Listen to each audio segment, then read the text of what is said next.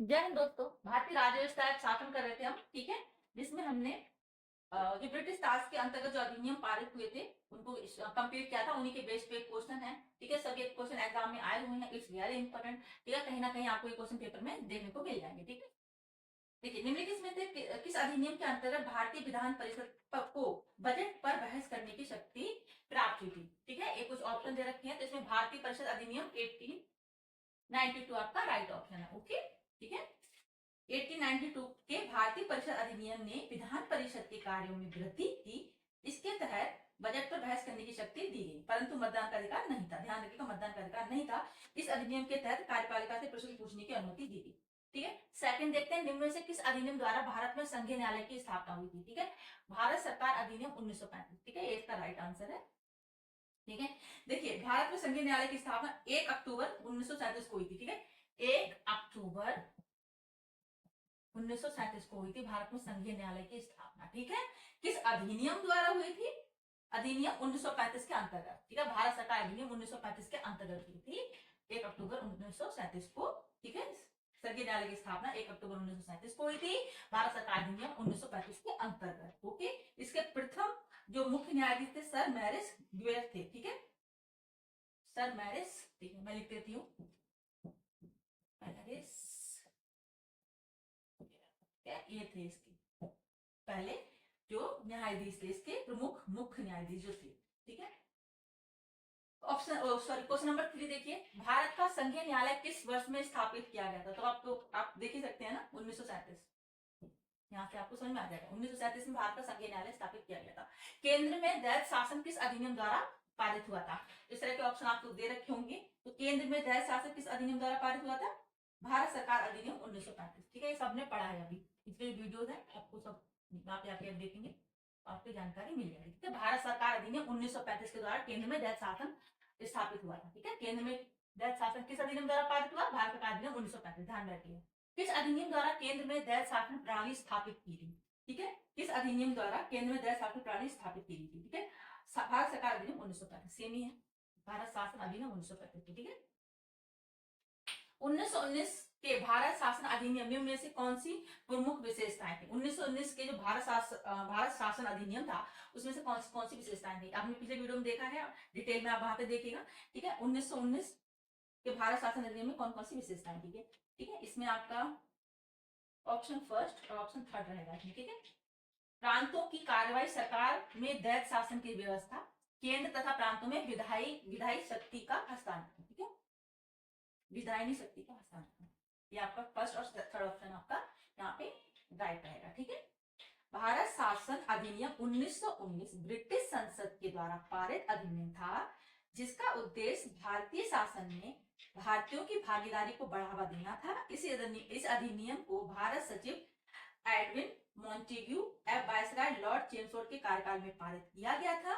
इस अधिनियम के द्वारा राज्यों में ड्यूल शासन की स्थापना की गई थी, ठीक है, मतलब दैत शासन की स्थापना की गई थी। ऐसे प्रत्येक राज्य में राज्य के शासन को 2 श्रेणी में बांटा गया था, आरक्षित व हस्तांतरित, ठीक है। इस प्रकार हस्तांतरित विषयों के संबंध में केंद्र तथा प्रांतों को विधायी शक्ति का हस्तांतरण किया गया। जहां तक मुसलमानों के लिए पृथक सांप्रदायिक निर्वाचन व्यवस्था का प्रश्न है, तो यह प्रावधान 1909 के अधिनियम में ही कर दिया गया। 1919 के अधिनियम में यह व्यवस्था न केवल जारी रही, बल्कि इसे सिखों, यूरोपीय, भारतीय ईसाइयों एवं एंग्लो इंडियन के लिए भी विस्तारित किया गया था। ये मैंने आपको डिटेल में बता दिया, तो ठीक है। केंद्र हम ये कर रहे थे 1919 के भारत शासन अधिनियम में कौन कौन सी विशेषताएं थी? प्रांतों की कार्यकारी सरकार में दैत शासन की व्यवस्था थी, और केंद्र तथा प्रांतों में विधायनी शक्ति का हस्तांतरण किया गया था, ओके। ये वाला ऑप्शन गलत रहेगा, मुसलमानों के लिए पृथक संप्रदाय निर्वाचन मंडल की व्यवस्था इसमें 1919 भारत शासन अधिनियम में नहीं थी, ओके, ठीक है। ये 1909 के अधिनियम में थी, ठीक है। 1909 के अधिनियम में ये व्यवस्था थी, मुसलमानों की पृथक संप्रदाय निर्वाचन मंडल की व्यवस्था।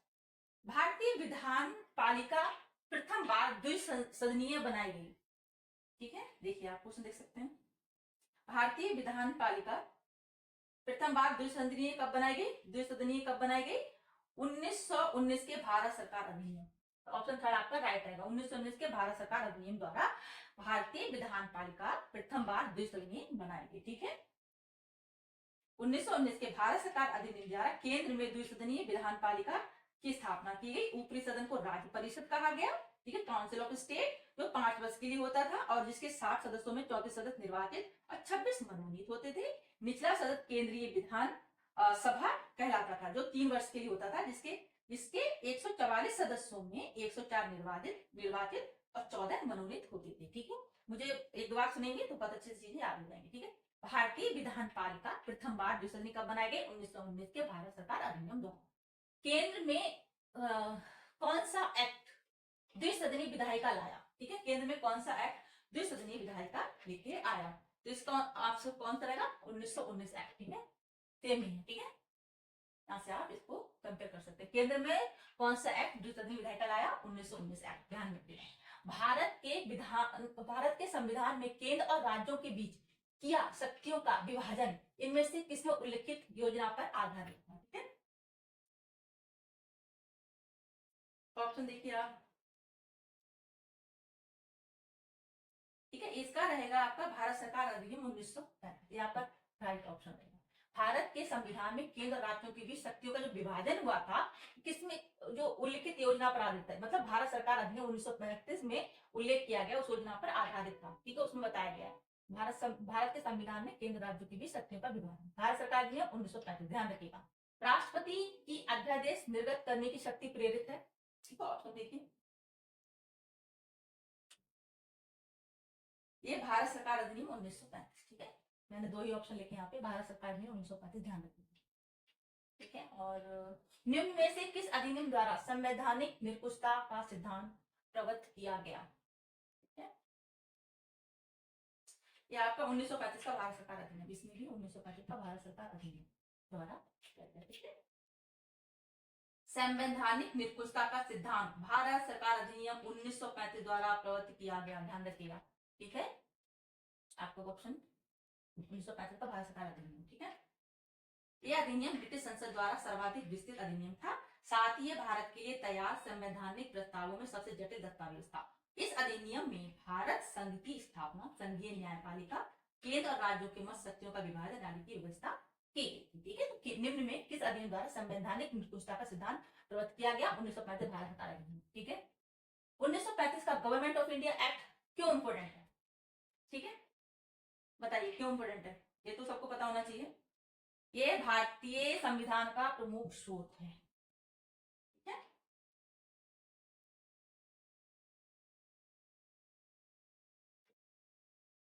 वर्तमान में भारत का वर्तमान जो संवैधानिक ढांचा है बहुत कुछ 1935 के अधिनियम पर आधारित है। ठीक है, 1935 के जो उपबंध थे वो संघात्मक सरकार की स्थापना, केंद्र में दैत्य शासन की स्थापना, प्रांतों में दैत्य शासन की स्थापना। ठीक है, दैत्य शासन के स्थान पर स्वैत शासन की स्थापना, प्रांतों में दैत्य शासन के स्थान पर स्वायत्त शासन की स्थापना, द्विसदनीय केंद्रीय मंत्रिमंडल। ठीक है, प्रांतीय शासन व्यवस्था, प्रांतीय विधानमंडल, केंद्र और प्रांतों में शक्तियों का विभाजन तथा फेडरल न्यायालय की स्थापना आदि कुछ यहाँ पे इंपोर्टेंट उपबंध थे। ठीक है, जो 1935 के मुख्य उपबंध थे, मैंने आपको बता दिया आपको। ठीक है, डिटेल में। तो 1935 का गवर्नमेंट ऑफ इंडिया एक्ट क्यों इंपोर्टेंट है? यह भारतीय संविधान का प्रमुख स्रोत है। ध्यान रखें, 1935 के अधिनियम द्वारा स्थापित संघ में अवशेष शक्तियां किसको दी गई? ठीक है, 1935 का जो अधिनियम था, 1935 का अधिनियम द्वारा अवशेष शक्तियां किसको दी गई? ठीक है, इसका आंसर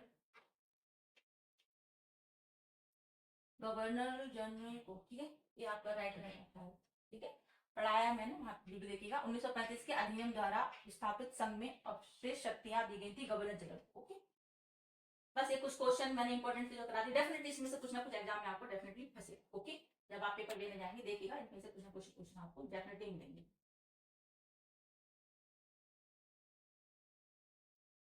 एक बहुत इंपॉर्टेंट क्वेश्चन है, किस अधिनियम के फलस्वरूप वर्मा भारत से अलग हुआ? Government of India 1935। ठीक है, वो भी गवर्नमेंट ऑफ इंडिया 1935 द्वारा अलग हुआ था। ठीक है, नेक्स्ट वीडियो में देखेंगे हम। ठीक है, संविधान सभा का निर्माण वगैरह देखेंगे। ठीक है, प्लीज चैनल को लाइक शेयर जरूर करिएगा, जानकारी आपको पसंद आती है तो। Thank you so much, next video मिलते हैं।